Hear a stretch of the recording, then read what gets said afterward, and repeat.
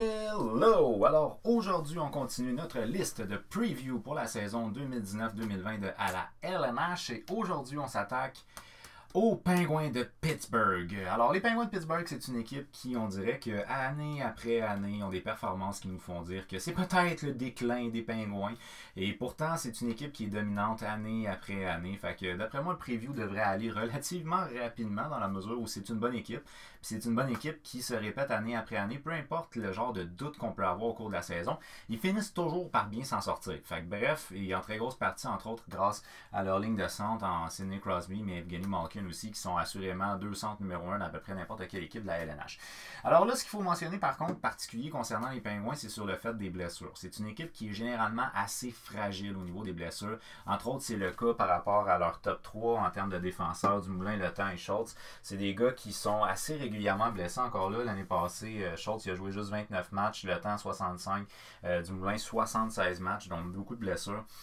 Pour vous donner une petite idée, là, dans les 4 dernières saisons, aucun du top 3 des défenseurs en Le Temps, Dumoulin et Schultz a joué 82 matchs dans une saison. Fait qu'il n'y a aucun de ces trois-là qui ont joué des saisons complètes dans les 4 dernières saisons. Également, ce qu'il faut mentionner, c'est que les Penguins ont quand même échangé un joueur d'impact en Phil Kessel pendant la saison morte. Ils ont échangé aussi Olli Mata, qui est un défenseur régulier, ce qui fait un espace ici pour d'autres joueurs, disons. Alors bref, on a quand même perdu des éléments qui sont des éléments clés, en échange de quoi on a été chercher Galchenyuk.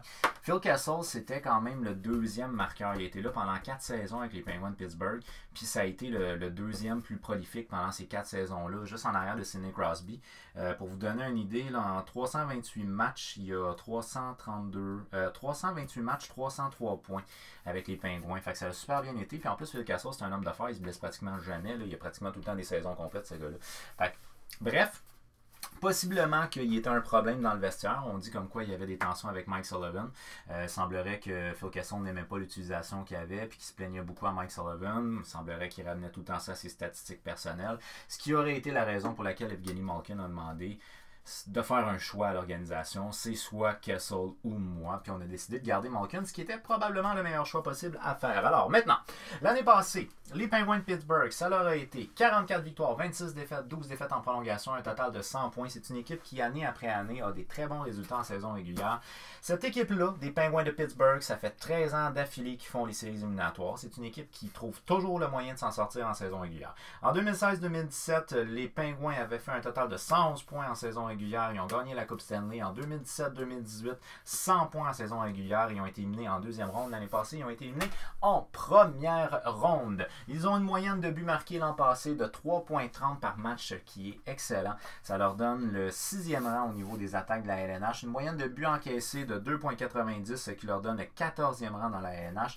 Un avantage numérique à 24,6. Très bon, 5e dans la LNH et un désavantage numérique à 79,7 à égalité au 19e rang dans la LNH. Alors on a peut-être une plus petite faiblesse ici, mais encore là, c'est une équipe qui, de manière générale, s'en sort relativement bien à peu près à tous les niveaux. En première moitié de saison, 23 victoires, 52 points, 5e rang dans l'Est. En deuxième moitié de saison, 21 victoires, 48 points, 6e rang dans l'Est. Ils auront terminé 6e dans l'Est, 9e dans la Ligue. Alors, une bonne saison de manière générale. Ça a été une saison qui a été en dents de scie, beaucoup aussi à l'image de notre cher ami Murray, qui est un gardien assez instable, mais qui a des bonnes statistiques quand il est bon. Le meilleur buteur l'année passée aura été Gunzel. Gunzel, 40 buts l'année passée. Le meilleur pointeur a été Sidney Crosby, 100 points. Et le meilleur défenseur aurait été de loin Christopher Le Temps, avec 56 points, un différentiel de plus 13, et ça uniquement en 65 matchs. Sans Christopher Le Temps en santé, cette équipe-là a des très très gros problèmes. Si ce gars-là réussit à jouer une saison complète, ce qui sera probablement pas le cas, mais s'il réussit à jouer une grosse partie de sa saison, ça c'est vraiment un très très gros point positif pour les Penguins. Un fait particulier des Penguins, c'est que c'est une équipe qui n'a pas énormément de relève. Et ça, c'est quelque chose qui est un peu dommage. L'équipe est performante en ce moment, puis on s'arrange pour qu'elle reste performante en ce moment. On transige beaucoup nos premiers choix, entre autres. À venir jusqu'à 2019, là, donc, à venir jusqu'au dernier repêchage, le dernier choix de première ronde que les Penguins avaient eu, c'était en 2014. Ils ont échangé tous leurs choix de première ronde. Fait que c'est une équipe qui n'a pas énormément de relève. Là, ici, je vous prends des gars, c'est des gars qui joueront probablement pas dans la NH de cette année, mais je veux quand même parler un petit peu de ces jeunes-là qui sont des jeunes assez intéressants, mais encore là, c'est pas la banque de jeunes la plus intéressante de la LNH, je vous le jure. Bon, on va commencer avec Pierre-Olivier Joseph, 20 ans, choix de première ronde en 2017. Ça, c'est un gars qui nous arrive de l'Arizona dans la transaction qui a impliqué Galchenyuk puis Kessel. C'est un défenseur que moi j'aimais bien avec les Coyotes, dans la banque d'espoir des Coyotes que j'aimais bien. Sauf que ce que je dois dire, c'est qu'il n'y a pas eu d'amélioration au niveau de ses statistiques au cours de l'avant-dernière année et de l'année passée. Fait qu'on dirait qu'il n'y a comme pas de progression et ça, c'est quelque chose que je trouve peut-être un petit peu dommage. Il jouait dans la Ligue junior majeure du Québec, 62 matchs, 9 buts, 38 passes pour 47 points. Un défenseur qui est considéré comme étant intelligent et très bon au niveau de la transition. C'est un gars qui est pour l'instant considéré encore peut-être un peu trop petit physiquement. Alors il faut qu'il gagne de la masse. Il devrait jouer dans la Ligue américaine l'année prochaine. Par la suite, on va y aller avec le défenseur Carlin Addison, 19 ans, choix de deuxième ronde en 2018. Dans son cas, lui, il jouait dans la WHL l'année passée. C'est un total de 67 matchs, 11 buts, 54 passes, 65 points, ce qui est bien au niveau offensif. C'est un gars qui doit être capable de prouver qu'il peut jouer contre des hommes. Parce qu'au niveau junior, il y a eu des bonnes statistiques offensivement. Est-ce qu'il va être capable de garder ce genre de tempo-là avec des gros joueurs de la LNH? Ça reste à prouver. C'est pas un gros bonhomme. Là. Fait que c'est un gars qui va falloir qu'il prouve ça. Mais il est réputé pour être un bon espoir. C'est l'espoir à la défensive. C'est le défenseur offensif qui a le plus grand potentiel dans la banque de données des Pingouins. Puis c'est pas... c'est ça. Par la suite, on va y aller avec le joueur de centre Philip Allander, 19 ans, choix de deuxième ronde en 2018. Dans le cas de Philip Allander, lui jouait dans la Ligue d'élite de Suède l'année passée. 45 matchs, 7 buts, 14 passes, 21 points. Ce qui est bon pour un gars qui avait 18 ans l'année passée. 21 points, 45 matchs. Là, c'est pas un gars qui devait jouer sa première ligne, j'imagine. Là. Fait, c'est quand même des statistiques qui sont assez intéressantes. C'est un gars qui est réputé pour être très intelligent, un excellent patineur. C'est confirmé qu'il devrait jouer encore une fois dans la Ligue d'élite de Suède l'année prochaine. Probablement sa dernière année dans la Ligue d'élite de Suède. Fait que on ne devrait pas le voir dans la Ligue nationale et même pas dans la Ligue américaine l'année prochaine. Par la suite, on va y aller avec l'ailier gauche Samuel Poulin qui lui a 18 ans, choix de première ronde cette année en 2019. Un très très gros bonhomme dans son cas à lui. Ben, très très gros bonhomme. Un gros bonhomme. Un gars qui a une bonne stature puis surtout qui n'a pas peur d'aller où ça fait mal. Fait que je pense que son trait de caractère à lui, c'est surtout ça. C'est un gars qui est hargneux puis il va...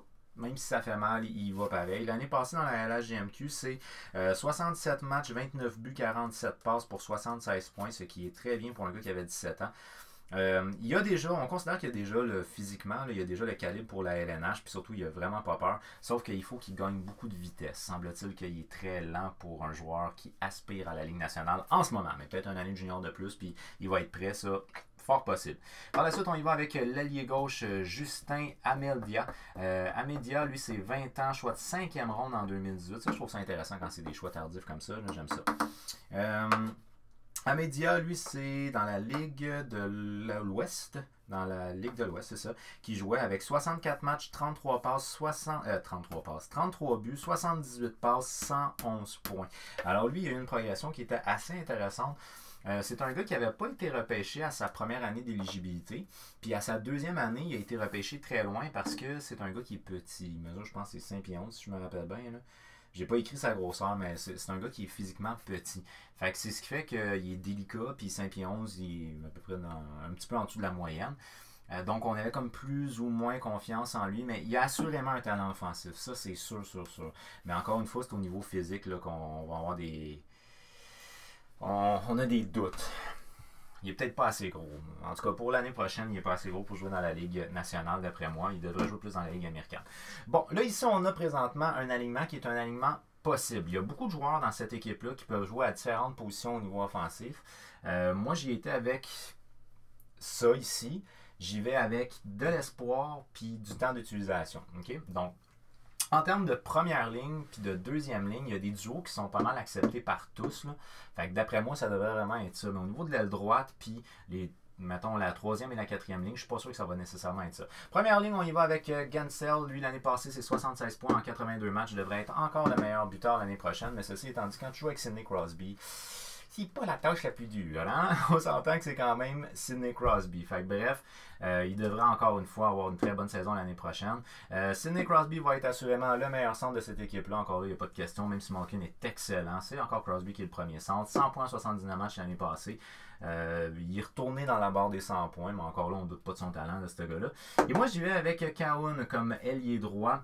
82 matchs, 37 points l'année passée. Kaoun, lui, c'est un gars qui nous arrive À la base, là, il nous arrive de Chicago, dans une transaction. Ben, la transaction, en fait, qui a envoyé Olimata à Chicago.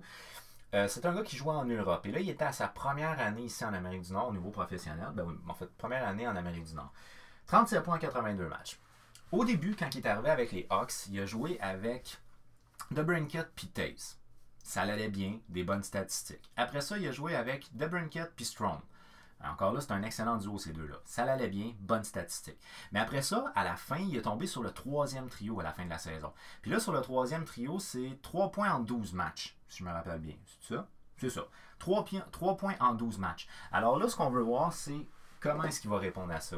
On sait que s'il joue avec des joueurs de talent, comme exemple de DeBrincat Taves ou sinon de DeBrincat Strong, il est capable d'être régulier et de faire des bonnes statistiques offensives. Fait que moi, c'est la raison pour laquelle je veux le voir sur un des deux premiers trios. D'après moi, s'il joue toute une saison sur un des deux premiers trios avec des gars comme Crosby ou Malkin, il va faire assurément plus que 40 points. Je suis convaincu de ça.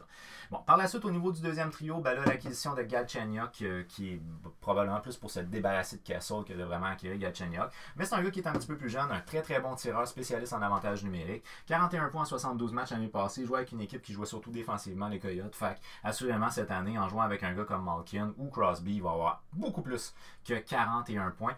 S'il y a un gars qui peut challenger Gunsel au niveau des buts, d'après moi, ça devrait être surtout Galchenyuk ou bien sinon Crosby. Mais tu sais, c'est les meilleurs buteurs de cette équipe-là à mes yeux. Un excellent tir, il devrait faire sa marque. Au niveau du deuxième centre, pas de question, Evgeny Malkin, 72 points en 68 matchs l'année passée. Il faut qu'il reste en santé toute la saison. Puis du moment où on a nos deux centres en santé toute la saison avec Christopher Letang, c'est une équipe dominante, assurément.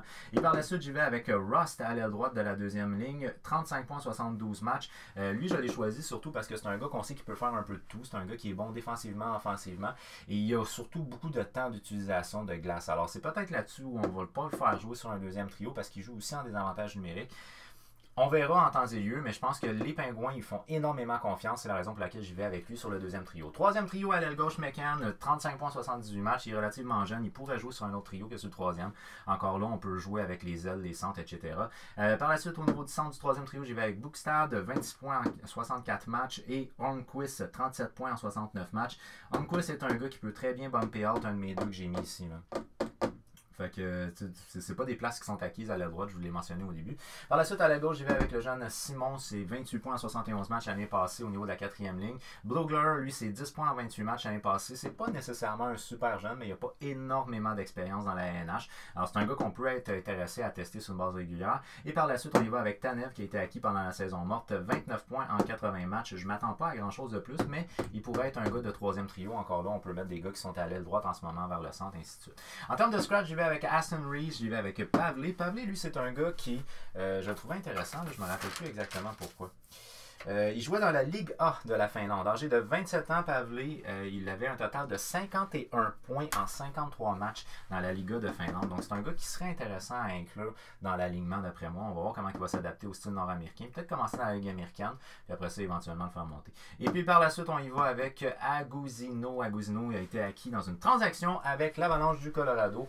Au niveau des défenseurs, le top 3 est assez stable, ça, il n'y a pas vraiment de question. Dumoulin qui est le premier défenseur gauche, 76 matchs, 23 points. Puis lui, j'ai marqué son plus-moins, plus 31, ça a été le meilleur de l'équipe. C'est un défenseur qui est bon défensivement. Et c'est la raison pour laquelle on le fait jouer avec Christopher Letang, premier défenseur droit et aussi le meilleur défenseur de l'équipe. L'année passée, c'est 65 matchs, 56 points pour Christopher Letang. Alors ça, c'est une première paire qui est acceptée par tous. Par la suite, on y va assurément avec Schultz qui, lui, n'a pas joué une saison très complète l'année passée, 29 matchs seulement, 15 points. Si ce gars-là est en santé, ça fait un top 3 qui a bien de la gueule pour une défensive. Par la suite, j'y vais avec Peterson à la gauche de Schultz, 84 matchs l'année passée, 25 points.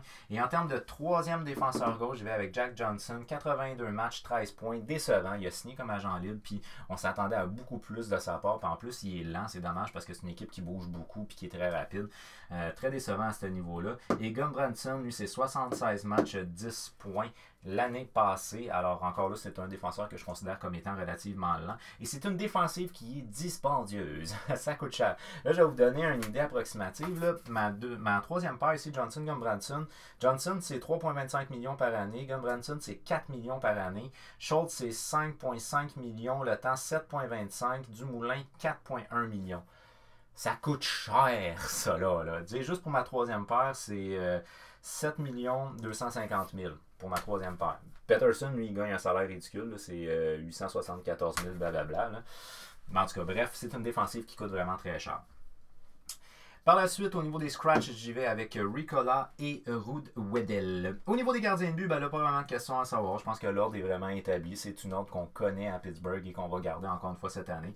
Murray est le gardien de but partant. 50 matchs l'année passée, 2,69, 919. C'est un gardien de but qui est tout le temps en dents de scie. Fait que bref, ça devrait être encore une saison qui va ressembler à peu près à ça. Puis vu qu'on n'a pas fait de gros changements au niveau défensif, mis à part de faire partir Olimata, il n'y a pas vraiment d'amélioration à noter là. D'après moi, ça va être une saison à peu près similaire pour lui. Dave Smith, qui devrait être le deuxième gardien de but, des statistiques qui sont quand même correctes. Là. 36 matchs, 2,75, 916. C'est pas mauvais, mais c'est pas non plus le duo de gardiens le plus solide de toute la LNH, mais c'est quand même un duo de gardiens qui a du sens. Et par la suite, le troisième gardien va être Jarry, avec 2 matchs dans la LNH l'année passée, 3,50, 887, devrait être le gardien de but partant dans la Ligue américaine. Alors, de manière générale, cette équipe-là, moi d'après moi, va rester encore une équipe qui est dominante parce qu'ils ont une attaque qui est très intéressante. Puis si le Big Three ici à la défense reste en santé, une défensive qui est assez solide pour être capable de perdurer avec des défenseurs qui certes coûtent cher mais qui ont quand même de l'expérience dans la NH. Alors d'après moi, c'est une équipe qui devrait encore une fois participer aux séries l'année prochaine. Alors je les vois assez facilement là, dans le top 8 de la conférence de l'Est.